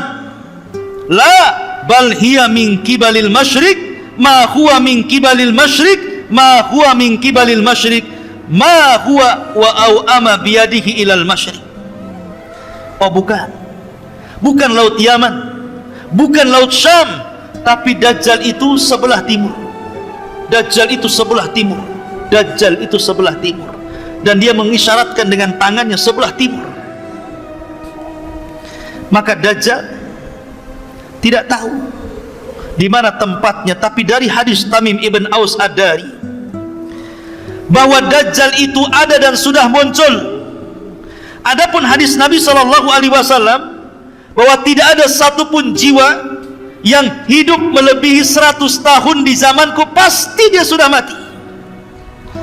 Maka hadis ini umum dan hadis Dajjal itu khusus. Maka Dajjal, pengecualian dari hadis ini termasuk juga iblis. Tidak bisa mati kan iblis itu, sejak zaman dulu sampai kiamat baru mati. Maka Dajjal juga sama, diberikan usia panjang, ya. Lah ikhwatu fiddin, karena Dajjal itu dikabarkan oleh Rasul sudah ada dan sangat menakutkan fitnahnya, sehingga para sahabat menyangka bahwa Dajjal itu ada di kebun kurma Madinah. Sampai-sampai ketika ada kabar tentang anak kecil namanya Ibnu Sayyad atau Saf, itu mirip dengan Dajjal ciri-cirinya, sampai mereka khawatir, Dajjal sudah keluar. Padahal Ibnu Sayyad masih kecil. anak belum balik. Tapi Nabi SAW dia berusaha untuk mencari-cari kabarnya. Apakah Ibnu Sayyad ini dajjal kecil yang akan menjadi dajjal besar kemudian yang akan keluar di akhir zaman? Maka dia mencoba untuk mencari-cari kabarnya. Di bawahnya Umar, di bawahnya Abu Bakar, kemudian dilihat-lihat. Rupanya Ibnu Sayyad ini anak kecil yang suka membawa kabar, kadang benar, kadang dusta, kadang hayal, kadang hakikat. Pokoknya dia punya ilmu dukun istilahnya. Kemudian Nabi mengetes dia, "Ya Ibnu Sayyad, inni khaba'tu laka khib'an." Hei Ibnu Sayyad, dia masih kecil Ibnu Sayyad ini, belum balik. Diajak dialog oleh Nabi SAW, kayak betul aja. Hei Ibnu Sayyad, di dada saya, kata Rasulullah, saya menyembunyikan beberapa kalimat. Ketika itu Rasul menyebutkan tentang surah Ad-Dukhan, "Fartaqib yawma ta'tis sama' bidukhanin mubin." Kata Ibnu Sayyad, duh, dia tidak bisa menyebut dukhan. Maka Rasul mengatakan, "Ikhsha falan ta'dua qadrak." Celaka engkau tidak bisa melewati takdirmu. Ada yang mengatakan bahwa karena Ibnu Sayyad ini masih kecil, kemudian pelat ngomongnya, dia tidak bisa menyebut dukhan, namanya masih kecil. Tapi ada juga yang mengatakan memang dia tidak bisa menyebut dukhan karena tidak mungkin dicampur adukan wahyu Allah dengan perkataan tukang sihir. Dia tidak bisa menyebut dukhan. Tapi dari situ ada sahabat yang bersumpah, ini Ibnu Sayyad ini nampaknya dajjal. Kok dia bisa menerka apa yang di hati Rasulullah? Maka Umar bersumpah dia dajjal, Abu Sa'id Al-Khudri bersumpah dia dajjal, Abdullah bin Umar bersumpah dia dajjal, Hafsah bersumpah dengan dia dajjal. Tapi Rasul tidak ikut-ikut bersumpah. Kenapa? Karena belum turun wahyu yang menjelaskan secara detail Ibnu Sayyad ini dajjal atau bukan dajjal. Masih nunggu wahyu. Sampai akhirnya Rasul punya siasat dengan Abu Bakar dan Umar, ingin mendatangi Ibnu Sayyad secara tiba-tiba, biar tahu Ibnu Sayyad dajjal atau bukan dajjal. Akhirnya datang secara tiba-tiba, rupanya ada ibunya. Tahu pula tuh Rasul SAW mendekati Ibnu Sayyad. Kata ibunya, "Ya Saf, ataka Muhammadun." Hei Saf, hati-hati tuh ada Muhammad datang kepadamu. Ketika Saf melirik, ternyata ada Rasulullah, lari dia bersembunyi di belakang punggung ibunya. Kata Nabi SAW, "Lau tarakathu ummuhu latabayyana amruhu." Kalau seandainya ibunya meninggalkan Ibnu Sayyad ini, tentu makin jelas apakah dia dajjal atau bukan dajjal. Tapi pendapat yang kuat, dia bukan dajjal yang akan keluar di akhir zaman. Iya, dia dajjal, tapi dajjal kecil. Dia seorang penyihir, dia seorang dukun, tapi dia bukan dajjal yang akan keluar di akhir zaman. Dalil yang paling kuat bahwa dia adalah bukan dajjal karena Ibnu Sayyad itu tinggal di kota Madinah, sementara dajjal tidak mungkin masuk Madinah.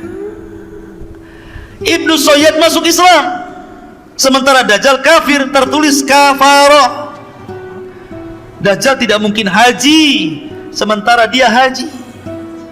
Dajjal tidak punya anak, akim la yulad, dia banyak anaknya.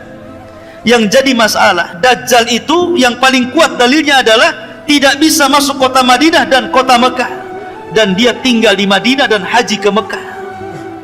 Tapi ada masalah lain. Ada hadis Nabi SAW bahwa Nabi SAW pernah bermimpi. Dalam hadis yang sahih itu Rasul bermimpi. Mimpinya Rasul itu sedang tawaf. Rasul sedang tawaf. Rupanya di tengah-tengah tawaf dia melihat seorang laki-laki yang sedang memegang bahu sebelah kanan dan kiri. Kemudian rambutnya basah. Kemudian orangnya cakep, ganteng. Kemudian Rasul bertanya, siapa orang itu? Maka orang-orang menyebutnya dialah Al-Masih Ibnu Maryam. Tiba-tiba Nabi SAW melihat yang lain pula di belakangnya, sama sedang menggandeng orang, tangannya sedang, yang satunya ke orang sebelah sini, yang satunya orangnya ke sebelah sini. Orangnya keriting, matanya buta sebelah, kemudian kakinya bengkok, berjalan tidak lurus, Kata Rasulullah, siapa di belakang Ibnu Maryam itu? Maka kemudian orang-orang mengatakan, dialah Dajjal. Bagaimana mungkin Rasul bermimpi Dajjal sedang ada di tengah-tengah Ka'bah, di Masjidil Haram? Ya kan? Bukankah dia tidak akan masuk Madinah sementara mimpi para nabi itu hak, tidak mungkin dusta? Ini yang jadi iskal. Maka dijawab oleh para ulama tentang hadis ini, karena hadis ini sahih. Maka para ulama mengatakan dan menjawab tentang hadis ini bahwa tidak semua mimpi para nabi itu dibawa kepada hakikat dohirnya. Tidak semua mimpi para nabi dibawa kepada hakikat dohirnya. Buktinya ketika dia bermimpi, Umar bermimpi bahwa dia pakai pakaian beberapa lapis, kemudian sampai diseret bajunya, kemudian dia nanya kepada Rasul tentang mimpi tersebut, maka Rasul menakwilkan itu soal agama. Kemudian Rasul SAW bermimpi bahwa dia mengeluarkan air dari tangannya, kemudian para sahabat banyak yang minum, kemudian sisa air itu oleh Rasul dibawa kepada Umar, kemudian minumlah wahai Umar. Maka hadis ini ditakwilkan bahwa Umar itu memiliki ilmu yang lebih dibandingkan orang lain. Pertama ditakwilkan agama, yang pertama ditakwilkan ilmu. Jadi terkadang mimpi itu tidak harus dibawa kepada hakikatnya, walaupun itu mimpi Nabi, karena akan bertentangan. Boleh jadi takwilnya maknanya bahwa Isa bin Maryam inilah yang kelak akan membunuh Dajjal,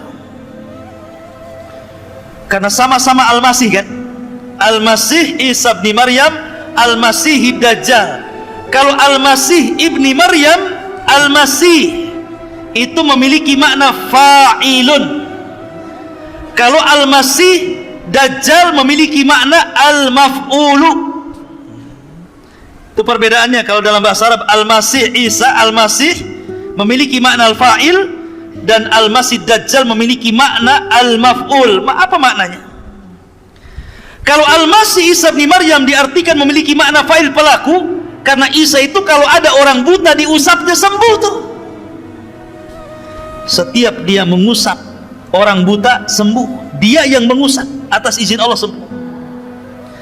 Tetapi Dajjal itu Al-Masih memiliki makna Al-Maf'ul, yang dihapus, karena matanya dihapus oleh Allah Azza wa Jalla sehingga buta sebelah. Ada juga yang mengatakan Al-Masih di sini artinya karena Dajjal itu berkeliling dunia selama 40 hari, tidak ada satupun bumi kecuali diinjaknya. Tapi pendapat yang kuat disebutkan Al-Masih Dajjal dan Al-Masih Isa bin Maryam. Kalau Masih Isa bin Maryam Al-Masih Al-Huda, dan Al-Masih Ad-Dajjal itu Al-Masihud Dhalalah. Ma'asyiral muslimin yang dimuliakan Allah Azza wa Jalla. Lalu bagaimana caranya kita, sebelum saya bercerita tentang masalah Isa bin Maryam, bagaimana cara membunuh Dajjal? Ada beberapa hal yang ingin saya sampaikan kepada antum terkait dengan bagaimana caranya kita ini terhindar dari fitnah Dajjal. Pertama, tadi saya sudah sebutkan, perbanyak menyebut Dajjal di mimbar-mimbar.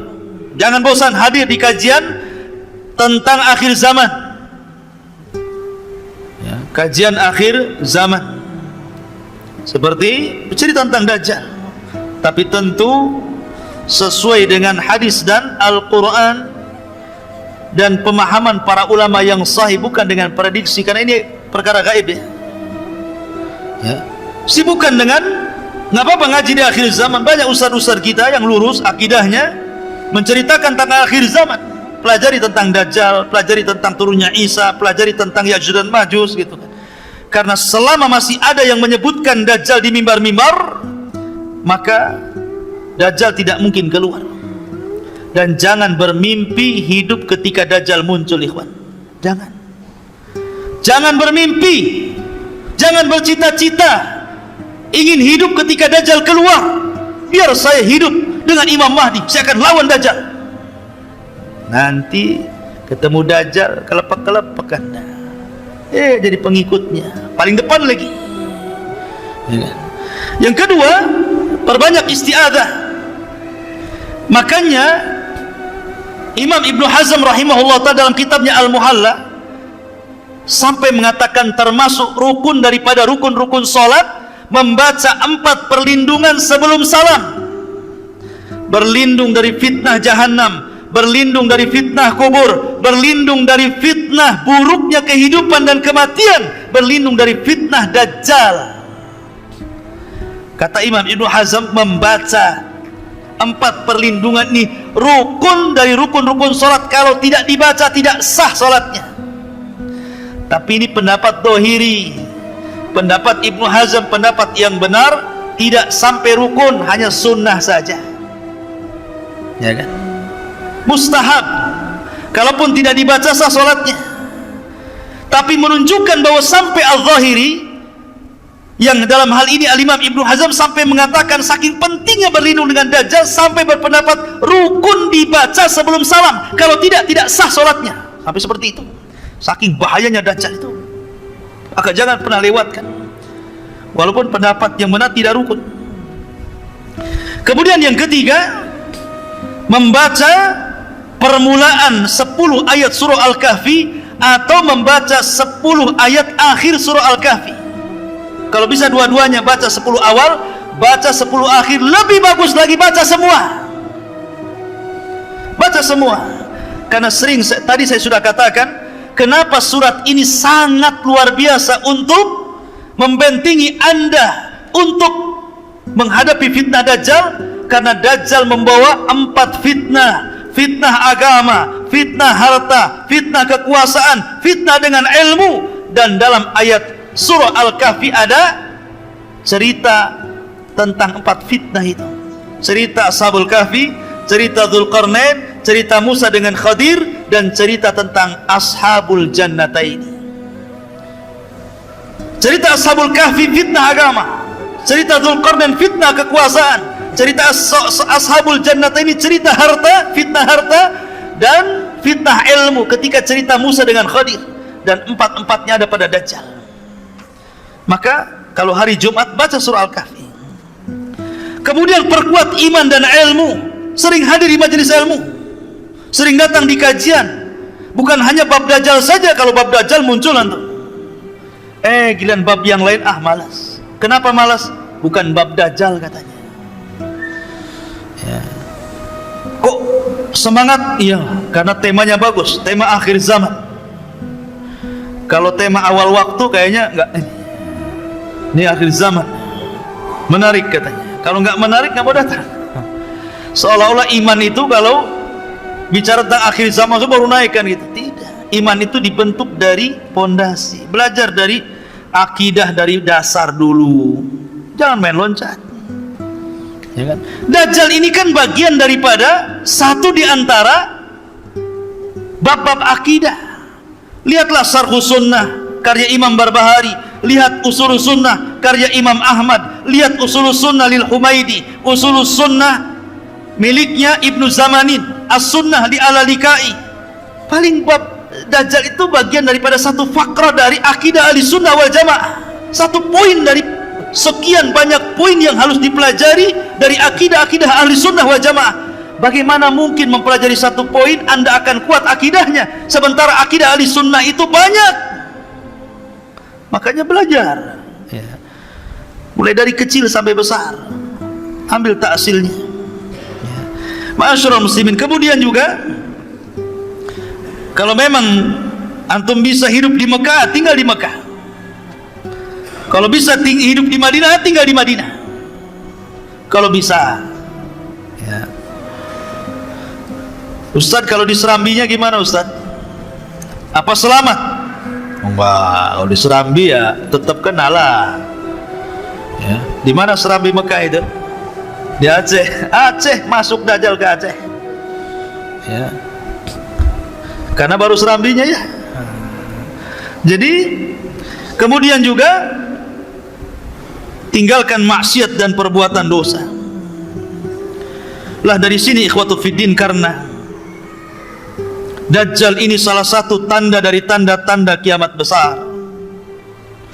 Dan kalau kita cerita kiamat, maka kiamat itu dimutlakkan kepada 3 perkara: kematian, kemudian hancurnya alam semesta dan kebangkitan. Kalau disebut kiamat, maka itu terdapat kepada 3 perkara ini. Jangan hanya takut kepada kiamat yang kedua. Asyik sibuk cerita tentang kiamat yang kedua. Sebentar lagi Imam Mahdi keluar, sebentar lagi Dajjal akan keluar. Kita siap-siap. Dia lupa di sana ada kiamat. Sebelum kiamat itu namanya kiamat kematian. Karena kalau diitlakkan kalimat kiamat ada 3. 1 kiamat kematian setiap manusia. Idza mata ahadukum qamat qiyamatuhu. Kalau meninggal salah seorang di antara kalian, tegak kiamatnya. Ini harus persiapan. Bagaimana caranya? Al-kayyisu man dana nafsa wa amila lima ba'dal maut. Orang yang cerdas menghadapi kematian itu orang yang selalu introspeksi dan mempersiapkan bekal untuk kematian. Yang kedua, kiamat hancurnya alam semesta. Makanya dalam Al-Quran ada namanya suratul kiamah. Itu juga dimutlakkan kepada kiamat. Ini pun harus kita siap-siap. Karena Al-Quran menyebutkan kiamat telah dekat, tapi dekatnya seberapa wallahu alam. Jangan memprediksi dengan sekian tahun. Yang jelas sudah dekat. Kapan? Wallahu alam. Kemudian ada kiamat yang lebih besar. Namanya kiamat kebangkitan. Ini kiamat harus dihadapi betul-betul, karena kita akan menghadapi perjalanan yang sangat melelahkan, sangat panjang, penuh dengan lika-liku. Sampai Abu Hurairah menangis dan mengatakan, bagaimana aku akan mampu melakukan perjalanan itu kalau bekalku sedikit, sementara jalanku sangat panjang. Itu harusnya, ya. Ma'asyiral muslimin yang dimuliakan Allah Azza wa Jalla. Taib, kembali ke awal, bahwa setelah Dajjal merusak ke sana kemari dan pasukan Imam Mahdi tidak sanggup mencegah pasukan Dajjal, akhirnya Imam Mahdi pun terpaksa bersembunyi di Bukit Tur. Di Bukit Tur bersembunyi karena mereka tidak sanggup melawan Dajjal. Karena Dajjal tidak bisa dilawan. Makanya Umar bin Khattab ketika hendak membunuh Ibnu Sayyad yang disangka Dajjal, apa kata Rasulullah? Ketika Umar mengatakan, ya Rasul, da'ni adrib unuka, Rasul, biarkan ku penggal tuh lehernya si Ibnu Sayyad itu, katanya. Kata Rasul, jangan. In yakunhu fala tastati biqatli. Kalau memang dia betul-betul Dajjal, kau tidak akan bisa membunuhnya. Fa illam yakunhu fala hajata biqatli. Kalau dia bukan Dajjal, ngapain kau bunuh, katanya Rasul. Artinya bahwa kalau memang itu Dajjal, kata Rasul, tidak ada yang bisa membunuh kecuali Nabi Isa. Makanya karena ini sudah disabdakan Rasul dan sudah hafal kaum muslimin, makanya mereka pun tidak lanjut untuk melawan Dajjal, walaupun sebelumnya sudah mengalami peperangan yang melelahkan, mengalami kemenangan yang luar biasa, menghadapi pasukan kuat, pasukan besar, pasukan yang mayoritas di akhir zaman. Karena kaum muslimin akan minoritas, yang mayoritas itu orang-orang Nasrani nanti, ya. Tetapi ketika menghadapi Dajjal mereka tidak sanggup, makanya sembunyi di Bukit Tur. Sampai kepala kerbau itu lebih baik dibandingkan dinar. Karena punya uang buat apa? Dapat harta ghanimah, harta rampasan perang, emas di mana-mana, tapi yang jual makanan nggak ada, buat apa? Makanya dikatakan kepala kerbau lebih baik dibandingkan dinar. Mereka terkepung di situ. Sampai akhirnya kalau mereka tetap bertahan di situ, mereka akan mati kelaparan. Maka mereka bertekad, sudahlah, daripada kita dalam kondisi seperti ini tersiksa, nyerang tidak, nyerah pun tidak, sudah, kita harus hidup senang atau mati syahid. Maka Imam Mahdi setuju. Pasukan disiapkan, di malam itu mereka istirahat dengan total, dengan nyenyak. Kemudian datang sepertiga malam mereka bangun. Ketika datang di waktu subuh, mereka pun melantunkan azan. Tiba-tiba Isa bin Maryam turun. Isa bin Maryam turun. Turun ke mana? Turun ke bumi. Ada yang mengatakan, ikhwatu fiddin, kenapa Isa bin Maryam ini turun? Satu alasannya, Isa bin Maryam, hikmah turunnya Isa bin Maryam ke bumi itu pertama untuk membantah orang Yahudi yang mengatakan bahwa mereka sudah membunuh Isa. Apa kata orang Yahudi? Wa qauluhum inna qatalnal masih ibn Maryam Rasulullah.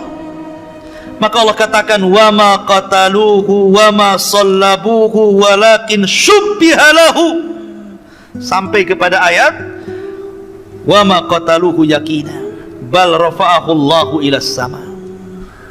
Orang Yahudi mengatakan kami sudah membunuh Isa bin Maryam Rasulullah. Maka Allah mengatakan mereka tidak membunuhnya, mereka tidak menyalib di tiang saliban, bahkan Isa diserupakan sampai kepada ayat dan mereka tidak yakin membunuhnya. Bahkan Allah angkat Isa sampai ke langit. Ketika dia turun, dia hendak membantah keyakinan orang Yahudi bahwa dia belum dibunuh Yahudi. Enak saja main dibunuh. Saya enggak, masih hidup. Siapa yang membunuh saya? Enggak ada yang membunuh saya.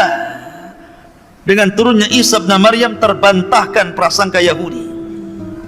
Yang kedua, turunnya Isa bin Maryam untuk menjelaskan kedustaan orang-orang Nasrani yang mengatakan dia anak Tuhan, yang mengatakan dia satu di antara tiga Tuhan, yang mengatakan dia adalah Tuhan itu sendiri. Nanti pada hari kiamat Allah akan memanggil Isa, ya Isa bin Maryam, a anta qulta linnasi ittakhiduni wa ummiya ilahaini min dunillah. Kata Allah, hai Isa, kau ya yang mengatakan kepada manusia, ambillah aku dan ibuku sesembahan selain daripada Allah.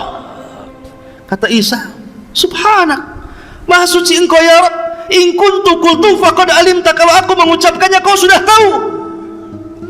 Makanya Isa turun untuk mendustakan prasangka orang-orang Nasrani yang selama ini menganggap Isa Tuhan. Maka dia datang sebagai Rasulullah, utusan Allah, tapi bukan untuk menyebarkan risalahnya. Dia punya tugas membunuh Dajjal, membunuh babi, mematahkan salib, kemudian menegakkan hukum keadilan. Dan dia ikut untuk mendakwahkan syiar Islam, mengajak orang Nasrani masuk ke dalam Islam. Itu tugasnya ya. Kemudian yang ketiga, bahwa turunnya Isa bin Maryam itu karena sudah dekat ajalnya. Dia harus turun ke bumi dan akan dikuburkan di bumi karena sudah dekat ajalnya, dia harus turun. Ada juga yang mengatakan itu hikmahnya. Ada juga yang mengatakan bahwa dia berdoa kepada Allah ketika dia dalam mimpinya melihat sifat Rasulullah dan umatnya, maka dia kemudian minta ditangguhkan usianya kepada Allah dan Allah kabulkan, sampai akhirnya dia pun dipanjangkan usianya sampai 500 tahun lebih. Akhirnya berjumpa dengan Rasul ketika Isra dan Mi'raj. Satu-satunya nabi yang berjumpa secara ruh dan jasad adalah Nabi Isa di langit. Yang lainnya ruh semua karena sudah mati ya. Kemudian dia pun dijumpakan dengan umatnya, makanya turun dan langsung berjumpa dengan pasukan Al-Mahdi. Ketika itu sudah azan, siap qomat.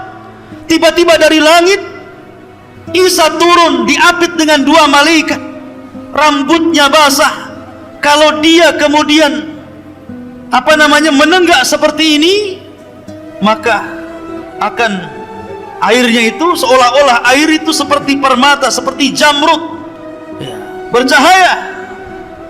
Kalau dia kemudian menonggak ke bawah begini, maka tetesan-tetesan air, dan ingat dia punya nafas sejauh mata memandang. Isa itu kalau bernapas itu akan sampai ke arah sejauh mata memandang. Kalau sekali tiup, ini anginnya melesat sampai sejauh mata memandang. Siapapun orang kafir yang menghirup nafasnya Isa pasti mati ya. Kalau antum ya makan jengkol dulu lah ya. Ya. Ma'asyiral muslimin yang dimuliakan Allah Azza wa Jalla. Maka Isa pun turun. Di mana? Di Manar, di sebuah menara yang berwarna putih di Damaskus sana, sebelah timur Damaskus. Menaranya sudah ada. Sampai sekarang sudah ada menara itu, persis seperti yang diwahyukan Rasul sallallahu alaihi wasallam. Yang diwahyukan Allah kepada Rasul sallallahu alaihi wasallam, yang disampaikan kepada kita. Menara itu ada hari ini. Anda tengok aja di Google. Ya. Ma'asyiral muslimin, lah ketika Isa bin Maryam turun, kemudian langsung menemui kaum muslimin yang sedang sholat, yang akan sholat subuh. Isa bin Maryam mengatakan kepada Imam Mahdi mengatakan kepada Isa, karena langsung kenal. Kenapa Imam Mahdi langsung kenal dia Isa? Karena sudah mendengar hadis-hadis tentang siapa Isa bin Maryam dan ciri-cirinya. Makanya dia mengatakan, taqaddam ya Ruhallah, silakan maju, kau jadi imam. Tapi Isa mengatakan tidak, likulli qaumin umara, setiap kaum itu ada pemimpinnya, kau saja yang jadi imam. Kenapa alasannya Isa menolak? Isa malah kemudian menjadi makmum dan Imam Mahdi menjadi imam. Bukan berarti Imam Mahdi lebih mulia dibandingkan Isa. Tidak, Isa jauh lebih mulia dibandingkan Imam Mahdi. Dia seorang Rasul, dia seorang Nabi. Dia Nabi yang paling masyhur dari Nabi-Nabi yang akhir dari Nabi-Nabi Bani Israel. Ya. Tapi kenapa dia kemudian tidak mau jadi imam dan jadi makmum? Pertama, karena tidak diturunkan Al-Quran kepada Isa. Isa itu diturunkan Injil. Tidak mungkin imam pakai Injil, pakai Quran lah, ya kan? Ya. Yang kedua, Isa bin Maryam, kenapa dia tidak mau menjadi imam? Karena tadi takrimatallah ala hadhil ummah, untuk memuliakan umat ini, biar dia di belakang dan Imam Mahdi jadi imam. Setelah kemudian sholat subuh, sebuah pasukan berbaris. Ketika pasukan berbaris itulah maka Isa bin Maryam mengusap seluruh wajah-wajah tentara-tentara Al-Mahdi yang khulas, yang terakhir. Sisa itulah tentara-tentara yang ada, yang lainnya gugur dah. Demi Allah ikhwan, tidak ada manusia yang paling bahagia ketika itu kecuali orang-orang yang diusap wajahnya oleh Isa bin Maryam. Kenapa? Karena Isa menyebutkan derajat dan tingkatan mereka di sorga. Isa tidak mengatakan kau akan masuk sorga, tapi Isa menyebutkan tingkatannya di sorga. Kamu tingkatan sekian, sekian, sekian. Dan Allah siapkan khusus untuk para mujahidin fisabilillah 100 tingkatan di sorga. Dan jumlah tingkatan di sorga, kata Syekhul Islam Ibnu Taimiyah, sebanyak dan sejumlah ayat dalam Al-Quran 6.400 kurang lebih sekian tingkatan. Dan para mujahidin dikhususkan 100 tingkatan. Maka Isa menyebutkan tingkatan-tingkatan kalian di sorga. Maka berbahagialah orang-orang yang diusap Isa bin Maryam. Ketika itu Isa naik ke mimbar kemudian berceramah. Aku berikan kalian 3 pilihan. 1, kalian tidak perlu berperang, kalian tunggu saja di sini. Saya akan berdoa kepada Allah Subhanahu wa taala agar Allah membangkitkan pasukan yang bukan kalian. Biar pasukan itulah yang akan menghancurkan Dajjal dan bala tentaranya. 2, kalian tidak perlu berperang. Biar aku berdoa kepada Allah agar Allah mengirimkan bencana yang sangat dahsyat, sehingga dengan bencana itu melulantakkan Dajjal dan membunuh Dajjal dan para pengikutnya. 3, atau pilihan yang ketiga, kita perang, saya pimpin kalian, saya pimpin kalian dan saya jamin menang.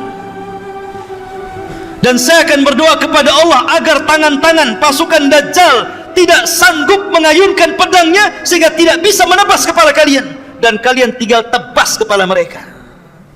Kira-kira yang mana yang enak?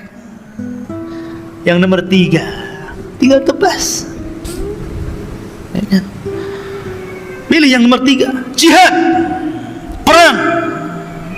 Akhirnya setelah itu Imam Mahdi, kemudian Nabi Isa bin Maryam kemudian kaum muslimin, mereka pun kemudian mulai melakukan penyerangan.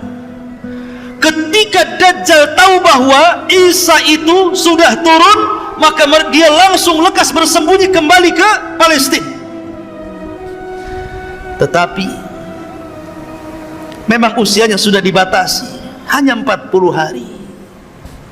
Begitulah sabda Nabi SAW.